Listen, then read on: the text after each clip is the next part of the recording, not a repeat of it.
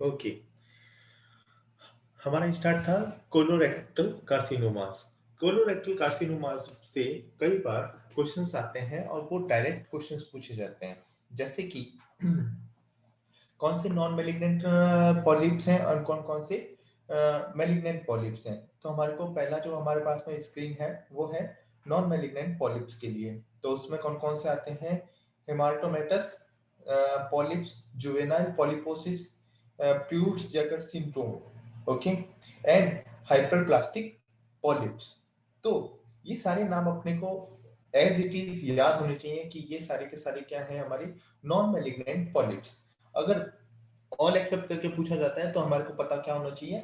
Next, malignant polyp कौन कौन से हैं। मेलिग्नेंट पॉलिप्स में है हमारे पास में adenomatous polyps, familial adenomatous polyposis, and तीन सिंड्रोम है हमारे पास में, Gardner syndrome, Turcot syndrome and Lynch syndrome. ये तीनों के तीनों मतलब पांचों क्या हो गए? Malignant polyps. तो यहाँ से कई बार क्वेश्चंस पूछे गए हैं और वो ऑल एक्सेप्ट करके ही पूछे जाते हैं कि कौन सा मेलिग्नेंट है और कौन सा नॉन मेलिग्नेंट पॉलिप्स है।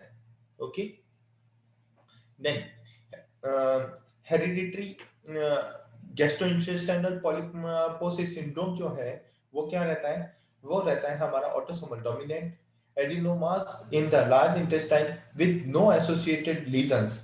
अगर ये चीज है adenomas with the large intestine with no associated lesions, तो वो क्या होगा? Familial polyposis coli. अगर वहीं adenomas in large intestine with the osteomas, fibromas and lymphomas है, तो उसी चीज को हम क्या बोलते हैं? उसी को बोलते हैं गार्डनर सिंड्रोम। एंड वहीं पर ही adenomas in a large intestine with brain tumour, with brain tumour है, तो वो क्या होगा? Turcot syndrome. ठीक है, इसको मेरा तरीका याद रखने का यह है, टर्कोट मींस टोपी, ओके, एंड टोपी कहाँ पे पहनते हैं? सर में, तो वहां पे क्या मिलेगा? Brain tumour. But Gardner syndrome में क्या मिलेगा हमारे को? गार्डनर मींस पूरे में हम गार्डनिंग कर रहे हैं, एक प्लॉट है जहाँ पे हम पूरे में गार्डनिंग कर रहे हैं। तो पूरे में का मतलब हुआ पूरा प्लॉट मींस पूरी बॉडी में। तो जहाँ पे ऑस्टियोमास भी मिल रहा है, फाइब्रोमास भी मिल रहा है, लाइपोमास, आपको भी पता है lipomas all over body fatty चर्बी वाली गांठें कहीं पर भी डेवलप हो सकती हैं। तो ये अगर साथ में डेवलप है तो वो क्या रहेगा? गार्डनर सिंड्रोम होगा।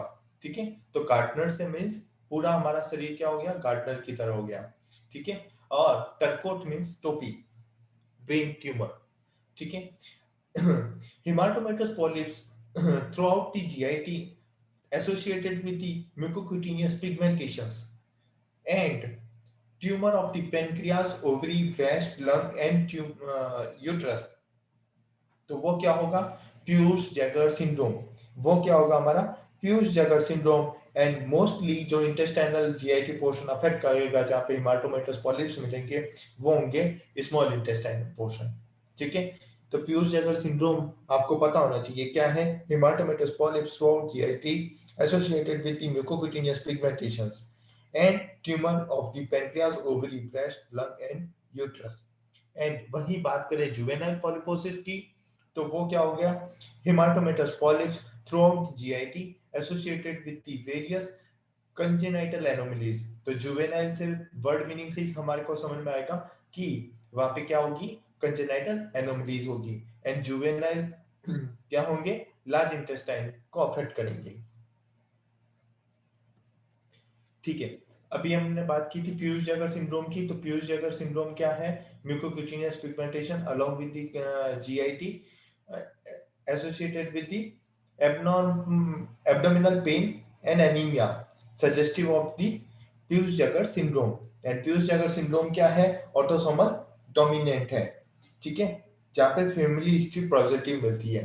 Okay, most important prognostic factor, दो चीजें हमारे को इसमें पता होनी चाहिए पीयूष जैगर सिंड्रोम के लिए। और वो दो चीजें क्या है? कि most important prognostic factor of the colorectal carcinoma is stage of the disease. And वहीं पर लिखा हुआ जाए कि मोस्ट इंपॉर्टेंट इंडिपेंडेंट, वर्ड क्या है? इंडिपेंडेंट अगर जुड़ जाता है, most important independent prognostic factor of the colorectal carcinoma तो वहां पे आंसर क्या जाएगा, लिम्फ नोड स्टेटस। तो केवल एक वर्ड है इंडिपेंडेंट, अगर इंडिपेंडेंट वर्ड आ गया है तो वहां पे आंसर जाएगा हमारा लिम्फ नोड स्टेटस। एंड अगर केवल सिंपली पूछा है most important prognostic factor of the colorectal carcinoma is the stage of the disease, ठीक है। तो यहाँ पे हमारा कंप्लीट होता है इंटेस्टाइनल पोर्शन, ठीक है। एक जो चीज है वो है हमारी pancreatic disorder. And pancreatic disorders के अंदर जो चीज है वो पेनक्रियाटाइटिस में सबसे इंपॉर्टेंट जहां से क्वेश्चंस आते हैं और ऑल एक्सेप्ट करके पूछा जाएगा हमेशा। ये कभी नहीं पूछते रैंसम क्राइटेरिया किसके लिए यूज होता है, ठीक है। बट रैंसम क्राइटेरिया के अंदर से कई बार क्वेश्चंस पूछे जाते हैं कि कौन सा रैंसम क्राइटेरिया का नहीं है। मींस हमारे को ये सारे पॉइंट पता होने चाहिए। मैं कई बार बताता हूँ कि ये क्राइटेरिया सफिशिएंट है, ये स्केल का नाम सफिशिएंट है, हमारे को पूरी स्केल पता नहीं होनी चाहिए। तो इसी तरीके से पेनक्रियाटाइटिस में रैंसम क्राइटेरिया में ये पूरी टेबल अपने को पता होनी चाहिए कि at the time of the admission and during initial 48 hours of the admission किस तरीके से रहा। तो ये क्या होता है, ये prognosis of the acute pancreatitis को शो करती है कि एडवर्स इफेक्ट है या नहीं है, ठीक है। एडवर्स इफेक्ट को शो करती है।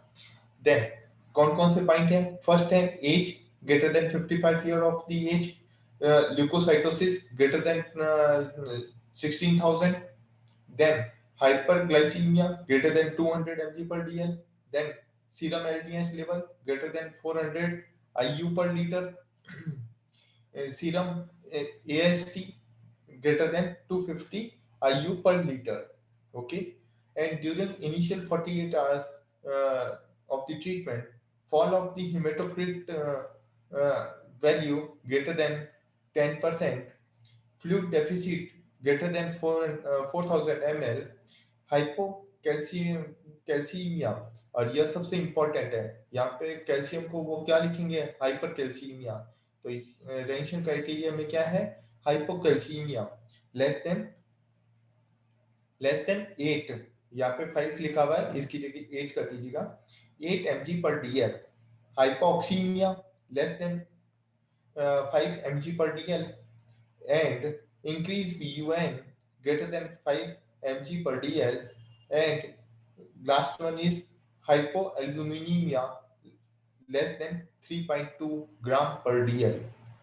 तो यहां तक हमारा कंप्लीट होता है जीआईटी पोर्शन, ठीक है ना। ये जीआईटी में से आपको जितना भी मैंने बताया है ये सब इंपॉर्टेंट पोर्शन है और इससे बाहर कभी भी कोई क्वेश्चंस नहीं पूछे जाते हैं, ठीक है। तो अगर हमारे पास में टाइम है तो हम रेस्पिरेटरी स्टार्ट कर सकते हैं।